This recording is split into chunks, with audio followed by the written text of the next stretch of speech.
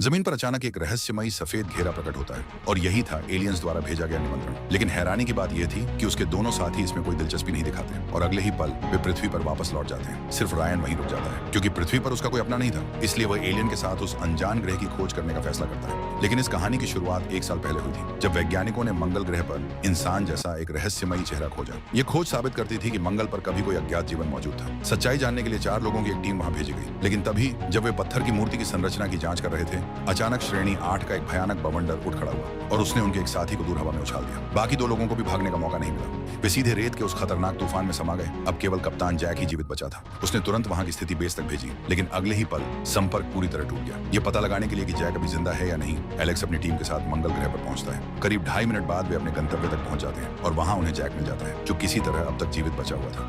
लेकिन पिछले कुछ दिनों में उसने एक चौंकाने वाला रहस्य खोज निकाला था। उस पत्थर की मूर्ति के अंदर इंसानों जैसा डीएनए मौजूद था। फर्क सिर्फ इतना था कि उसमें एक क्रोमोसोम जोड़ी की कमी थी। एलेक्स ने उस कमी को पूरा करने का सुझाव दिया, लेकिन तभी अगले ही पल उनके सामने एक छिपा हुआ रास्ता खुल गया। जब वे उसके अंदर गए तो उन्होंने खुद को एक सफेद रहस्यमयी दुनिया में पाया और सबसे हैरान करने वाली बात, वह जगह बिल्कुल पृथ्वी जैसी दिखाई देती थी। वे अभी समझ ही रहे थे कि आखिर हो क्या रहा है कि अचानक उनके पीछे एक एलियन प्रकट हो गया और फिर उसने मंगल ग्रह का सबसे बड़ा रहस्य बता दिया। दरअसल लाखों साल पहले मंगल भी पृथ्वी की तरह सुंदर और जीवंत था, लेकिन एक विनाशकारी ग्रह टकराव के बाद सब कुछ नष्ट हो गया। बचे हुए मंगलवासी दूसरे ग्रह पर जाकर बस गए और वहीं उन्होंने अपना नया घर बना लिया। यहीं से इस रहस्य की असली शुरुआत होती है और आखिर में रायन भी उन मंगलवासियों के साथ उस नए ग्रह पर पहुंचकर अपनी नई साहसिक यात्रा शुरू कर देता है।